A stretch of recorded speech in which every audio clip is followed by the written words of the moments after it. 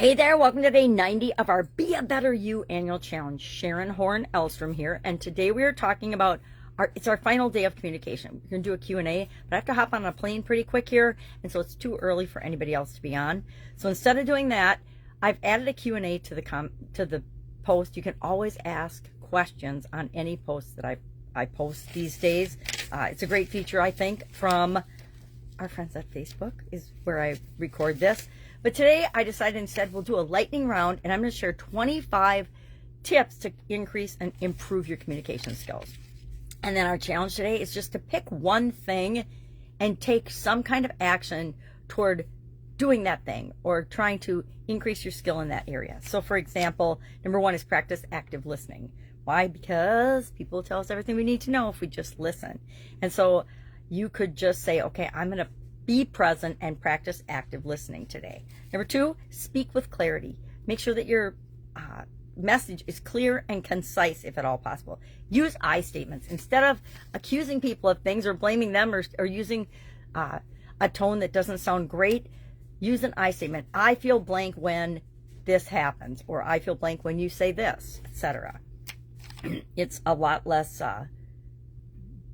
burning when you're giving feedback, especially. Number four, ask open-ended questions. Number five, be mindful of tone. Tone of voice means a lot. I can tell when I use the wrong tone of voice on my granddaughters because they'll like just do the head jerk and stare at me. Number six, learn nonverbal cues. What are people telling you when their eyes are rolling or they're looking at their watch?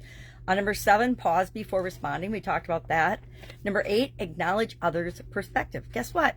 Everybody gets an opinion. I know it's hard to believe, but everybody gets their own opinion and their own thoughts and beliefs about everything.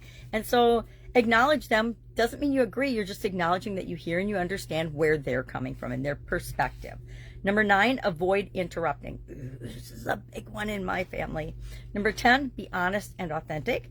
Number 11, adapt to your audience. Okay, if I'm speaking to my granddaughters, I am speaking to a different audience than if I'm speaking to a coaching or consulting client or just here online. Definitely different audiences.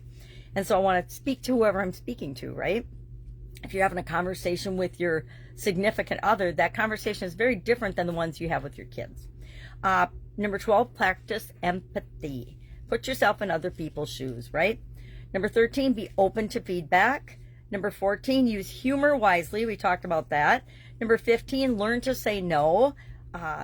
Number 16, focus on solutions. This is one of my favorite things, especially since the COVID pandemic. Before then, but especially since then. What can I do, not what can't I do? Number 17, use positive language whenever possible, because there's so much negativity in the world. The more positive we can be, the better off we'll be.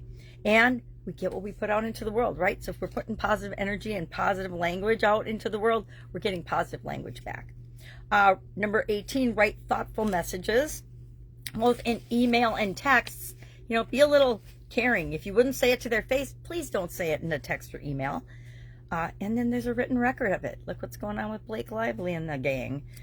Be patient in difficult conversations. We should be patient all the time, but especially in difficult conversations. Number 20, practice public speaking. We're working with Shannon on that. Number 21, seek to understand, not to be understood or not to win, right? You can seek to be understood, but if you first understand, people are more willing to understand you or listen to you. Number 22, read about communication styles. Learn about assertive, passive, aggressive, the different styles, and realize that we all use all of them. We all use them some of the time, but we have a propensity to be a certain style. I tend to be super assertive, right? Some people might even call it aggressive sometimes, but it's usually just assertive. Number 23, limit jargon. This is one of my favorites, and I usually spend a day on it, and we didn't do that as part of communication. Maybe we'll do it as part of relationships or some other area of our life, but jargon is one of those things. It's great if you're an insider and you understand it, but it's really frustrating if you don't. I remember having to Google, and this might, tell you all how old I am, but I think I share that anyway. I had to actually ask a friend and phone a friend and ask, after I tried Googling it, I Googled it and found it too, but AF. Everybody's saying this is AF. or they show something funny AF, and I'm like, what the heck does AF mean? And so I had to actually Google it. So don't assume that everybody knows what you're talking about if you're using slang or jargon or acronyms like IDANS, unless you're going to explain it.